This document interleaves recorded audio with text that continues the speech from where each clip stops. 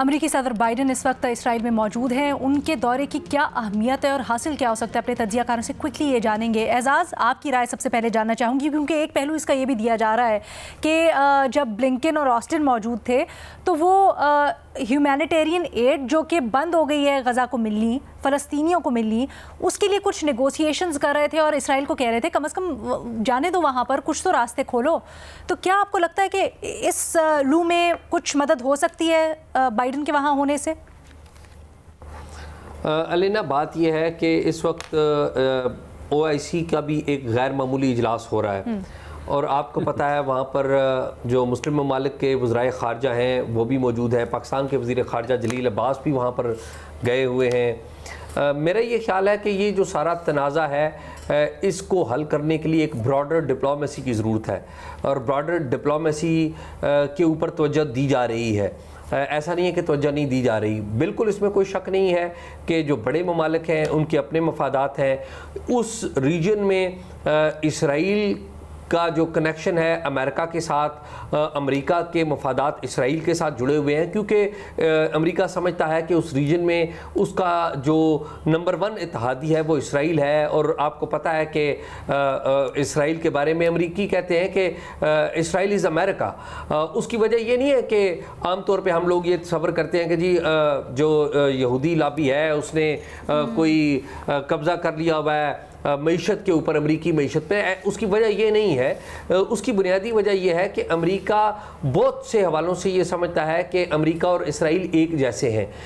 سب سے پہلی وجہ آپ کو پتہ ہے کہ وہ یہ سمجھتے ہیں امریکی بھی کہ امریکی خود باہر سے آئے تھے اور انہوں نے مقامی جو امریکنز تھے، جو لیٹن امریکنز جن کو کہا جاتا ہے، ان کو بھگایا تھا اور انہوں نے آ کے قبضہ کیا تھا، اور یہی اصول، اسی اصول کے تحت جو اسرائیلی بھی ہیں یہ بھی باہر سے آئے تھے، اور انہوں نے مڈل ایسٹ کے اوپر اپنا کنٹرول رکھنے کے لیے اسرائیل بڑا اہم ہے امریکہ کے لیے۔ بٹ مجھے یہ بتائیے گا، جب آپ براڈر ڈپلومیسی کہتے ہیں تو اس سے آپ کی کیا مراد ہے، یہ کس طرح سے ہو سکتی ہے؟ دیکھیے، براڈر ڈپلومیسی میں ایک دو باتیں بڑی کلیئر ہونی چاہیے۔ پوری جو مسلم ورلڈ ہے، OIC ممالک جو ہیں وہ کس بات پہ متفق تھے، اور خود فلسطین کی جو حکومت ہے وہ بھی جو 2 نیشن سلوشن تھا اس کے اوپر متفق تھی۔ کیا اس کے اوپر باقی جو دنیا ہے وہ بھی متفق تھی؟ بالکل، وہ باقی لوگ بھی متفق تھے۔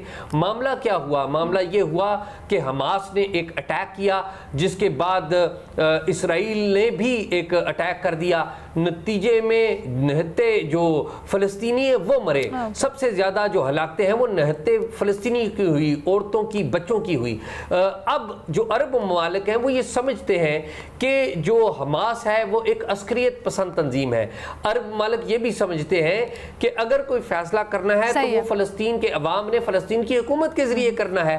کیا اب فیصلہ سازی جو ہے وہ حماس کرے گی، حزب اللہ کرے گی، یا اسلامک فرنٹ کرے گی؟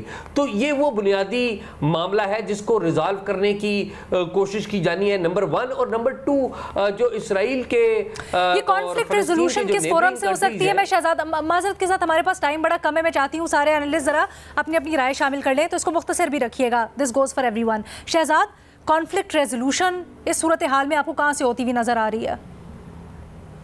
دیکھیں، یہ میرے خیال سے OIC کا جو اجلاس ہو رہا ہے، ان ممالک کو دباؤ ڈالنا چاہیے جو دوسرے ممالک اس وقت کنڈیم کر رہے ہیں، جو ہیومن رائٹس وائلیشن ہو رہی ہے، بچوں کو وہاں پہ شہید کیا جا رہا ہے، ان کو اکٹھے ہو کے آواز اٹھانی پڑے گی اس جنگ بندی کے لیے۔ دوسری طرف حماس نے جو یرغمالیے بنائے ہوئے ہیں ان کو واپس کرنے کی انہوں نے بات کی تھی، مجھے نہیں پتا ایگزیکٹ سٹیٹس کیا ہے، ان کو وہ واپس کرنے چاہیے، اور اس جنگ کو ختم کرنے کے لیے، بند کرنے کے لیے فی الحال فوری طور پہ جو اپنا کردار ادا کر سکتے ہیں اس میں کرنے چاہیے۔ جیسے میں نے اپنے پہلے جواب میں کہا، یونائٹڈ نیشن سیکیورٹی کاؤنسل میں اس معاملے کو لے کے جائیں، اور وہاں پہ امریکہ کو چاہیے، جو کہ ناممکن نظر آتا ہے فی الحال تو، کیونکہ امریکہ پہ تو اس وقت یہ دباؤ ہے کہ ان کے جو ڈپلومیٹس دنیا بھر میں ہیں وہ ایسکیلیشن کم کرنے کی بات نہ کریں، وہ جنگ کو کم کرنے کی بات نہ کریں، وہاں پہ تو یہ دباؤ ہے۔ تو ان حالات میں تو بڑا مشکل نظر آتا ہے کہ کوئی ایسی ریزولوشن آئے اور امریکہ اس کو ویٹو نہ کرے، بٹ یہی میرے خیال سے فی الحال طریقہ نظر آتا ہے۔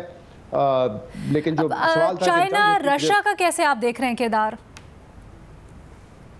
دیکھیں، رشیا تو obviously کہا جاتا ہے کہ انڈائریکٹلی سپورٹ کرتا رہا ہے حماس کو بھی، جیسے کہ ایران پہ الزام لگتا ہے کہ وہاں سے بھی پیسے دیے جاتے ہیں، قطر پہ یہ ایلیگیشن لگتی ہے کہ وہ پیسے ان کی طرف سے پیسے دیے جاتے ہیں. تو میرے خیال سے ان کا تو یہ رول رہا ہے. مجھے نہیں لگتا کہ جنگ بندی میں کوئی رشیا آ کے بہت بڑا رول پلے کرے گا. ٹھیک ہے. سہیل وڑائے صاحب، آپ بائیڈن کا دورہ اسرائیل، اس وقت اسرائیل میں موجود ہونا کیا حاصل کر سکتے ہیں، اس سے کس طرح دیکھتے ہیں؟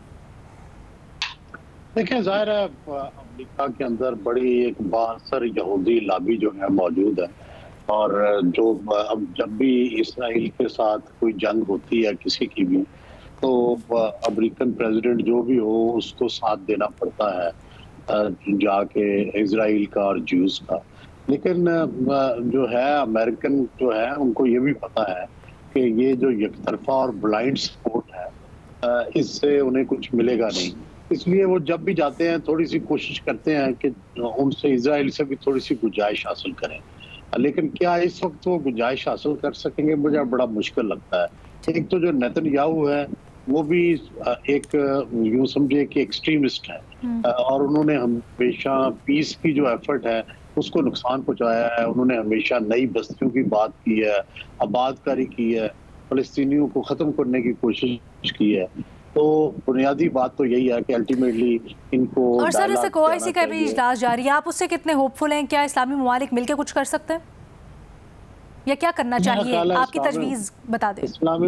اسلامی ممالک تو میرا خیال ہے ایک قرارداد ہی پاس کر دیں گے، یا لیکن اقوام متحدہ میں میرا خیال ہے کوئی مؤثر جو ہے کم از کم یہ 57 گروپ کٹھے ہو کے کوئی ریزولوشن ہی موو کر دیں تو اس کا کوئی فائدہ ہو جائے گا. بٹ ریزولوشنز موو کی گئیں، شہزاد نے بھی اس کی طرف اشارہ کیا، اس کا کچھ حاصل وصول نہیں ہوا. پہلے ریزولوشن اگر اقوام متحدہ میں یہ ریز کیا جائے تو آپ کو لیٹن امریکہ سے، افریقہ سے اور یورپ سے بھی کہیں نہ کہیں تھوڑی مدد مل جائے گی جنگ بندی کے لیے. تو میرا خیال ہے وہی کرنا چاہیے، یہی راستہ. آپ کو لگتا ہے کہ اس وقت یہی راستہ ہے؟ ارشاد بھٹی صاحب. میڈم شیخ، اسلامی ملکوں نے، OIC نے 57 اسلامی ملکوں نے بد دعائیں دینی ہیں، اور وہ اجتماعی طور پر بد دعائیں دے رہے ہیں اور تب تک دیتے رہیں گے جب تک آخری فلسطینی زندہ ہے. بد دعائیں دینے میں یہ شیر ہیں. اور میڈم شیخ، یہ ابابیلوں کے منتظر ہیں، جیسے ترک صدر نے کہا کہ وہ آئیں گی اور اسرائیل پر برسائیں گی، اسرائیل تباہ ہو جائے گا. نہ کچھ OIC نے کرنا ہے، نہ کچھ مسلم ممالک نے کرنا ہے، نہ دنیا نے کچھ کرنا ہے. بائیڈن اسرائیل میں ہے میڈم شیخ، وہ کہہ رہا ہے کہ اسرائیل کے ساتھ میں چٹان کی طرح کھڑا ہوں. اسرائیلی وزیر خارجہ کہہ رہا ہے میں بحیثیت یہودی آیا ہوں. امریکہ کہہ رہا ہے کہ ہم تمہارے دفاع کے لیے جب تک ہم زندہ ہیں تمہیں اپنا دفاع کرنے کی ضرورت نہیں ہے. یہ کوئی فلسطین میں نہیں بیٹھے ہوئے کہ ان کو بڑا درد آیا ہوا ہے.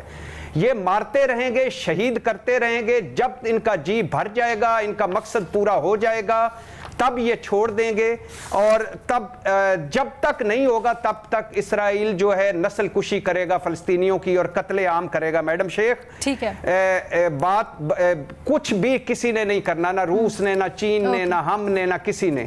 یہ آخر میں یاد دلاتا جاؤں کہ 1940 میں قائد اعظم نے 2 قراردادیں منظور کرائی تھیں، ایک علیحدہ ملک پاکستان کے لیے، دوسری فلسطینیوں سے اظہار یکجہتی کے لیے. اور پاکستان کے پہلے وزیر خارجہ جو تھے ان کو اقوام متحدہ میں فلسطین کا ڈیفیکٹو وزیر خارجہ کہا جاتا تھا. میڈم شیخ، آج فلسطینی اکیلے ہیں، کوئی بات نہیں. ان سارے مسلم ممالک سے ایک اوپر کی عدالت ہے، وہاں پوچھا جائے گا، ان بچوں کا حساب لیا جائے گا کہ آپ اس وقت نرم گدوں پہ سویا کرتے تھے، آپ اس وقت موجیں کر رہے تھے، زبانی جمع خرچ کر رہے تھے، اور آپ کے مسلمان بھائی اس طرح قتل عام ہو رہے تھے، بچے مر رہے تھے، شہید ہو رہے تھے، اور آپ کیا کر رہے تھے.